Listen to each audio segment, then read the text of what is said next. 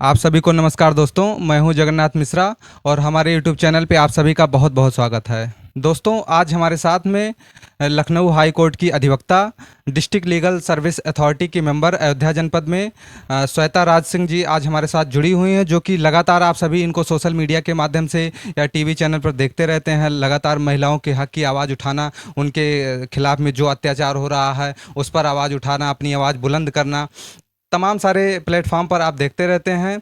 तो ऐसी शानदार व्यक्तित्व, तेज तर्रार महिला हमारे साथ में जुड़ी हुई हैं। आपका हमारे चैनल पर बहुत बहुत स्वागत है। धन्यवाद। मैडम, सबसे पहले मैं ये जानना चाहूँगा कि आप अधिवक्ता भी हैं, सामाजिक कार्यकर्ता भी हैं। महिलाओं के हक की आवाज़ उठाना, ये इतना समाज में अपराध बढ़ रहा है, ये क्यों ऐसा हो रहा है, इस पर आप क्या कहना चाहेंगी? देखिए, कहीं न कहीं अब यहाँ पे अध्यात्म की बात करूँगी। आपने कहा कि समाज में अत्याचार बहुत बढ़ रहा है, तो आज कहीं न कहीं हमको ये लगता है कि सनातन जो हमारा जीवन दर्शन था, जी।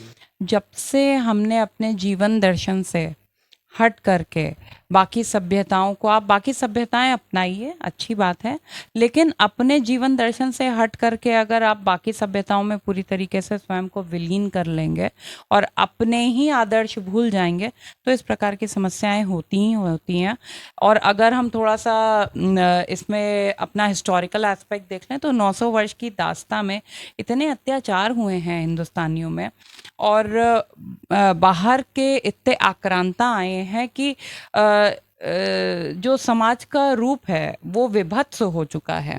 तो अब धीरे धीरे करके अपने वापस जीवन दर्शन को पुनः स्थापित करना, उन आदर्शों पे दोबारा चलना थोड़ा समय लगेगा, लेकिन मुझे लगता है मैम, इसमें मेरा एक क्रॉस क्वेश्चन है। अभी आपने कहा कि हम लोग अपने इस धार्मिक पथ से भटक रहे हैं, इसलिए अपराध बढ़ रहा है। लेकिन पहले के टाइम में, आदिकाल में, हम जब वेद पुराण पढ़ते हैं उसमें भी क्राइम होते थे उस टाइम भी, और लोग अपराध करते थे, उनको सजा मिलती थी, सजा का प्रावधान भी उस टाइम भी किया गया था। तो आपकी बात है इसमें? देखिए, हर अच्छाई जहाँ होती है वहाँ बुराई भी होती है। तो ये तो सर्वविदित है। जी। हर चीज़ अच्छी अच्छी नहीं हो सकती है। यदि बुराई नहीं होगी तो हमको कैसे पता चलेगा कि अच्छाई क्या है। आपको अच्छे कर्मों के लिए पुण्य प्राप्त होता है, बुरे कर्मों के लिए आपको नरक मिलता है। तो ये तो आप वेद उठा लीजिए, पुराण उठा लीजिए, हर जगह ये लिखा हुआ है। इससे हट करके यदि हम आज की सामाजिक बुराइयों की बात कर लेते हैं, तो इनका जनक स्वयं मनुष्य है और अपनी अज्ञानतावश ही वो ये सारी चीज़ें कर रहा है। और सबसे बड़ी बात ये है कि आज स्त्री हमारे यहाँ जो उनकी शिक्षा पे बहुत ज़्यादा, उनमें शिक्षा का जो अभाव है उसकी वजह से बहुत सारी समस्याएं सामने आ रही हैं, क्योंकि स्त्रियां शिक्षित नहीं हैं, तो उनको अपने अधिकारों के विषय में नहीं पता है, इसलिए वो अपने लिए भी आवाज़ नहीं उठा पाती हैं। और कहीं ना कहीं देखा जाए तो आपने पूर्व की बात करी, तो पूर्व में स्त्रियों के प्रति इतना असम्मान नहीं था। आज स्त्रियों के प्रति जो भी विभत्स घटनाएं हो रही हैं समाज में, जो भी कृत्य उनके विरुद्ध किए जा रहे हैं, ये अकल्पनीय है, अशोभनीय है, और हमारे समाज में ये एक तरीके का नासूर है। इसको समाप्त करने में समय लगेगा, लेकिन मुझे पूरा विश्वास है कि आने वाले समय में मेरे जैसी और महिलाएं सामने आएंगी और स्त्रियों को उनके अधिकारों के विषय में जागरूक करेंगी। और यही नहीं, मैं तो घर घर जाती हूँ, लोगों को ये समझाने का प्रयास करती हूँ कि आप बेटियों की शादी पे मत खर्च करिए, आप बेटियों की शिक्षा पे खर्च करिए। कई बार मेरे सामने ऐसे मैटर्स आते हैं जहाँ पे बाप अपना खेत बेच रहा होता है बेटी की शादी के लिए, तो मैं विरोध करती हूँ कि आप अपनी बच्ची की किस्मत बनाने के लिए अपना सब कुछ बेच करके उसको एक ऐसे घर में भेज दे रहे हैं जहां आप कुछ नहीं जानते हैं। यदि आप उसी बच्ची को वही सामान बेच करके उस बच्ची को शिक्षित कर देंगे, कम से कम आपको ये तो पता है कि परिवार कैसा भी मिले वो बच्ची अपना भरण पोषण स्वयं कर सकती है। तो ये समझने की आवश्यकता है। अब वही मैं कह रही हूँ कि हमारे यहाँ शिक्षा का अभाव है।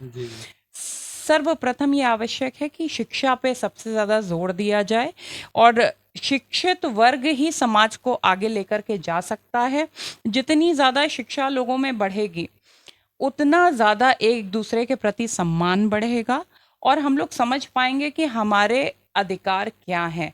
आज किसी को भी देखिए, ये केवल जो आप देखेंगे अशिक्षित लोग हैं उनके मध्य इस प्रकार के। अभी आपने मैम जैसे जागरूकता का नाम लिया, चूँकि आप यहाँ पे राष्ट्रीय महिला आयोग के रिसोर्स पर्सन भी हैं, जिला विधिक सेवा प्राधिकरण की सदस्य हैं। आपका काम जैसे ज़्यादातर है महिलाओं को जागरूक करना, आप कर भी रही हैं लगातार। आपको क्या लगता है कि अभी महिलाएं कितनी शिक्षित हो चुकी हैं, या अभी कितना % बचा हुआ है जिनको आपको मेहनत करना है जिनके लिए? देखिए, मेहनत तो बहुत है, और अभी तो नापी है मुट्ठी भर ज़मीन, आसमान पूरा बाकी है। तो यूँ कहूँगी कि गिनती मात्र ही महिलाओं तक अभी पहुँच सकी हूँ। अभी तो केवल अपने ज़िले में कार्य कर रही हूँ, ज़िले से बाहर मेरा प्रदेश है, उसके बाहर मेरा देश है, पूरा विश्व है। ऐसा थोड़ी ना है कि एक ही जगह छोटे से क्षेत्र में मुझे महिलाओं को जागरूक करना है। ये अभियान शुरू मैंने किया है अपने इस क्षेत्र से, लेकिन ये क्षेत्र तक सीमित नहीं रहेगा, ये पूरे संसार तक जाएगा। और वही मैंने कहा कि मेरे जैसी और भी महिलाएं आगे आएंगी। अभी हमको बहुत मेहनत करनी है, बहुत ज़्यादा मेहनत करनी है। अब आप यूँ समझ लीजिए कि पूरे विश्व में 120वें स्थान पर आता है भारतवर्ष जब संसद में स्त्री के प्रतिनिधित्व की बात होती है। हम 120वें स्थान पे हैं। सोच के देखिए कि अभी केवल संसद में प्रतिनिधित्व भी हमारा 50% नहीं हुआ है, तो हम ये कैसे कह सकते हैं कि हम आगे उसी प्रकार से तरक्की कर पाएंगे या हम उसी प्रकार से विकास कर पाएंगे। पटना के हैं एक खान सर, आप सब लोग जानते होंगे, उनका नाम सुना होगा। मैंने भी उनके 1-2 वक्तव्य देखे हैं। बड़ा अच्छा लगता है जब वो पढ़ाते हैं बच्चों को। तो वो यही कहते हैं कि 75 वर्ष हो चुके हैं हमारी आज़ादी को। आज हम लोग इन 75 वर्षों में पूरी तरह से डेवलप नहीं हो पाए हैं। अभी भी हम विकासशील देश ही हैं, हम विकसित नहीं हैं। हम विकसित इसलिए नहीं है क्योंकि उस समय सब आज़ादी पा गए। लेकिन इस बार तो मोदी जी ने कह दिया कि अब हमको विकसित से कम कुछ भी एक्सेप्ट नहीं है, लाल किले के मंच से। देखिए, मोदी जी ने जो कहा, पहले मैं अपनी बात पूरी करना चाहूंगी कि उन्होंने क्या कहा। उन्होंने ये कहा कि पुरुषों ने ये सोचा कि वो अकेले ही विकसित कर लेंगे देश को।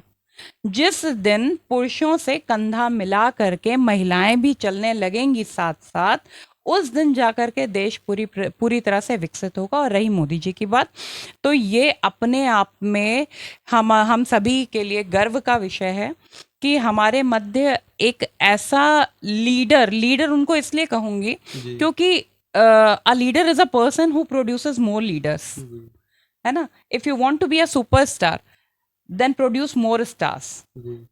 तो मोदी जी ने हर व्यक्ति को लीडर बनाने के मार्ग प्रशस्त किए हैं। आप कोई भी योजना उनकी देख लीजिए, वो क्या कह रहे हैं, वो स्वरोजगार पे ज़्यादा ध्यान दे रहे हैं।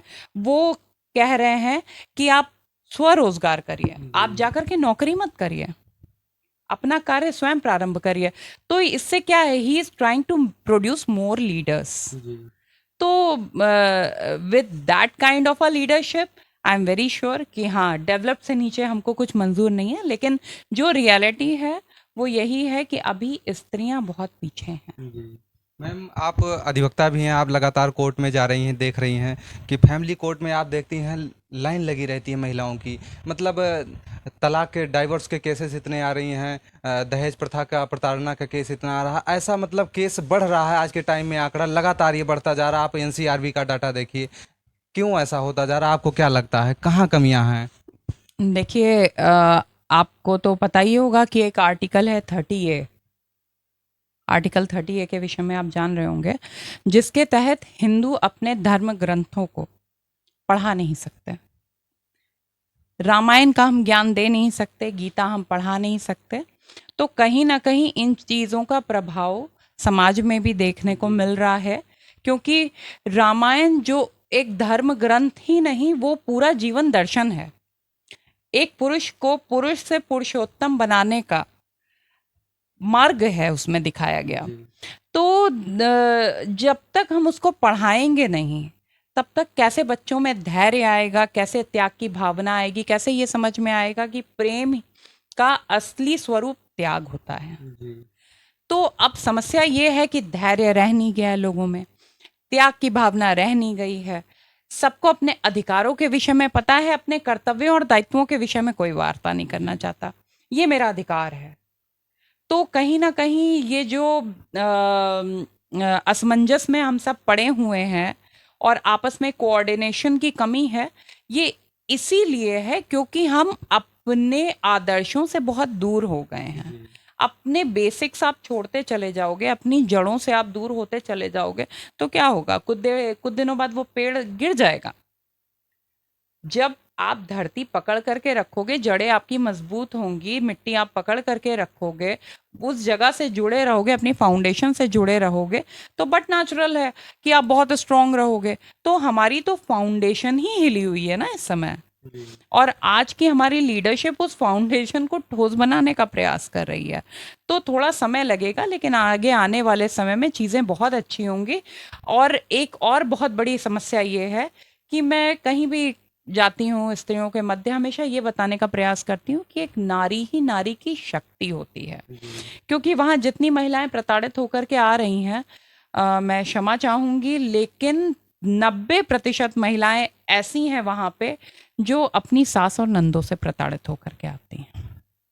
यानी स्त्री ही स्त्री का शोषण ज़्यादा कर रही है। तो ये थोड़ा सा विभत्स रूप है इसका, और इसीलिए समझाने का प्रयास करती हूँ कि एक नारी ही नारी की शक्ति है। आज मैं यहाँ पे हूँ अपनी बेटी की वजह से हूँ, क्योंकि मेरे पीछे मेरे बहुत सारे ऐसे कार्य हैं, मेरा घर है, मेरी जिम्मेदारियां हैं जो मेरी बच्ची वहन कर लेती है। तो जब बेटी मेरी शक्ति बन सकती है, तो समाज में इतनी सारी बेटियां हैं, उन सबको अगर हर माँ अपनी शक्ति बना ले और हर बेटी माँ को अपनी शक्ति बना ले, तो आप ये सोचिए कि किसी भी प्रकार का कोई भी झगड़ा लड़ाई रह ही नहीं जाएगा। लेकिन मैडम, अभी आपने महिलाओं के अपराध की बात किया, लेकिन उन महिलाओं के लिए क्या कहना चाहेंगे जब आपको पता चलता है कि एनसीआरबी का डाटा उठाती हैं, केस इतना सारा दर्ज हुआ, एक साल में आप देखती हैं महिलाओं के अपराध बढ़ गए हैं, लेकिन बाद में उसका जो कन्विक्शन रेट आता है, जब जजमेंट आ जाता है, फिर वो कहीं ना कहीं बहुत कम रहता है। ऐसा क्यों? जो फेक केसेस आते हैं। देखिए, ऐसा है कि आपने फेक केसेस की बात करी। यस, आई ऑल्सो एक्सेप्ट कि देयर आर फेक केसेस कई, लेकिन जो जेन्युइन केसेस होते हैं उनकी बात करूंगी। और जो विभत्स घटनाएं होती हैं महिलाओं के साथ, चाहे एसिड अटैक ले लीजिए या रेप ले लीजिए, तो ये जिनके द्वारा भी किया जाता है, ये बड़ी विकृत मानसिकता के लोग होते हैं। और कायदे से यदि हम बात करें तो इनका मानसिक रूप से ऐसा पतन हो चुका होता है, क्योंकि स्त्री के सम्मान को ना समझना, मतलब आपने एक स्त्री की कोख से जन्म लेकर के उस कोख का आदर नहीं किया, सम्मान नहीं किया, तो बट नेचुरल है कि आपको ज्ञान मिला ही नहीं। आपको आप पूरी तरह अशिक्षित हो, और अशिक्षित इसलिए हो क्योंकि आपकी माँ भी अशिक्षित है। मैं बार बार ये कहती हूँ कि हमारे समाज में स्त्रियों को शिक्षित करना अति आवश्यक है, क्योंकि किसी भी बच्चे की प्रथम शिक्षिका उसकी माँ होती है। तो वो जब माँ से सीखता है, कोई भी ऐसा बच्चा, बेटा इसलिए कहूँगी क्योंकि एक शिक्षित माँ अपने बेटे को सदा ये समझाएगी कि स्त्री का सम्मान करो, और जब वो अपनी माँ से ये सीखेगा तो आगे चल करके वो समाज में हर स्त्री का सम्मान करेगा। यहीं पे कहूँगी कि like my husband, he respects my ideas, he respects my space. मुझे मेरे कार्य करने की छूट देते हैं, मुझे मेरी स्पेस उन्होंने दे करके रखी है, मेरे कार्यों में उनका कोई हस्तक्षेप नहीं है। तो इसलिए नहीं है क्योंकि उनकी माँ ने उनको ये सिखाया है। तो एक माँ से जो उसके बच्चे को मिला है, वो आगे चल करके अच्छा जीवन दूसरी स्त्री को देगा, है कि नहीं है? तो आप देखिए, ये एक पूरी चेन है। तो आज समाज में अगर हमको समाज की विकृति को दूर करना है, सबसे पहले हमको अपनी महिलाओं को शिक्षित करना है। और सनातन जीवन दर्शन की वार्ता मैं क्यों बार बार करती हूँ? क्योंकि सनातन जीवन दर्शन में the way of life included studies of everything, और शिक्षा हर चीज को लेकर के, अस्त्रों की शिक्षा, शस्त्रों की शिक्षा। जब एक स्त्री स्वयं में इतनी सशक्त होगी कि वो अस्त्र चलाना, शस्त्र चलाना जानती होगी, तो आप ये सोचिए, क्या अगला व्यक्ति उसके ऊपर प्रहार करने के विषय में सोचेगा? बिल्कुल नहीं।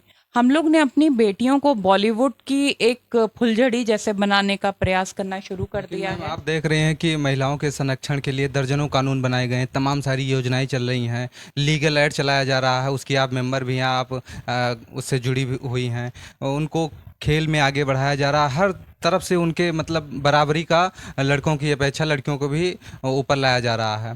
फिर भी आपके मन में अलग से क्या योजनाएं हैं जो आप सरकार से मांग करना चाहेंगी या आप बताना चाहेंगी कि इस तरीके से भी इनको जागरूक किया जा सकता है? देखिए, सरकार अपनी तरफ से पहली बार ये इतिहास में ऐसा हुआ है कि ये सरकार आई है जिसने स्त्रियों की शिक्षा पे फोकस किया है, बेटी बढ़ाओ, बेटी पढ़ाओ। और जब हम अपने माननीय मुख्यमंत्री जी की बात करते हैं तो मिशन शक्ति उन्होंने पूरा प्रोग्राम ही लॉन्च करके कर दिया है महिलाओं के सशक्तिकरण के लिए। महिलाओं का सशक्तिकरण के लिए कहीं से सरकारी योजनाओं में कोई कमी नहीं है। हाँ, मेरे स्तर से क्या हो सकता है, मेरे स्तर से ये प्रयास करती हूँ कि जितनी भी सरकारी योजनाएं हैं उनके विषय में इन महिलाओं को ज़रूर बताऊं, और किसी भी तरीके से लोगों को ये समझाने का प्रयास करूं कि बेटी की शादी पे नहीं, उसकी शिक्षा पे खर्च करिए। मैं फिर सबसे निवेदन करूंगी, आपके सभी व्यूअर्स से निवेदन करूंगी कि आपके घर में बहन है, बेटी है, आप उसको शिक्षित करिए। वही उसका सशक्तिकरण होगा, वही उसके प्रति आप अपना दायित्व तभी पूर्ण रूप से निर्वहन कर पाएंगे जब आप उसको शिक्षित कर देंगे, क्योंकि फिर उसका आने वाला भविष्य उससे सिक्योर होता है। एक पढ़ी लिखी स्त्री से कोई भी वाद विवाद करने में डरता है, उसका सम्मान करता है, क्योंकि उसे पता है कि ये जागरूक हैं अपने अधिकारों को लेकर के। क्यों ऐसा होता है कि समाज में कुछ एक स्त्रियां जो अधिकारों को लेकर के जागरूक होती हैं उनका सम्मान होने लगता है? क्यों वो विशिष्ट हो जाती हैं बाकी सबसे हट करके? क्यों आज आप मेरे सामने बैठे हुए हैं ये बात करने के लिए? क्योंकि एक शिक्षित स्त्री इस पूरे समाज को शिक्षित करने का प्रयास करती है, क्योंकि ये स्त्री के अंदर ही निहित है, ये अंतर्निहित है उसमें कि वो उसको जो भी मिला है वो हर चीज को बढ़ा देगी। आप मकान दोगे वो उसे घर बना देगी, आप उसको कच्चा भोजन ला करके दोगे वो आपको खाने लायक भोजन परोस करके देगी। And I am not talking anything controversial, she gets a sperm and she gives birth to a child, एक नया जीवन देती है। तो स्त्री को आप कुछ भी करोगे हमेशा वो गुणा करके उसको बढ़ा देगी। एक स्त्री शिक्षित होकर के पूरे समाज को शिक्षित करेगी। मैम, गवर्नमेंट के द्वारा अभी आपने पिछले कुछ समय में देखा कि लड़कियों की उम्र जो थी 18 वर्ष थी, उसको अब बढ़ाकर 21 वर्ष कर दिया गया, लड़कों के कंपैरिजन में बराबर कर दिया गया। इस पर आप क्या कहना चाहेंगे, क्योंकि उस टाइम पे बहुत सारा विवाद बढ़ा था ऐसा हो जाने से? देखिए, विवाद केवल उन मूर्खों ने किया था जो ये नहीं समझते हैं कि स्त्री के जो शरीर की बनावट है वो किस प्रकार की है। 18 वर्ष से बढ़ा करके शादी की आयु 21 वर्ष क्यों किया है? इसलिए किया है ताकि गर्भ धारण की आयु बढ़ जाए।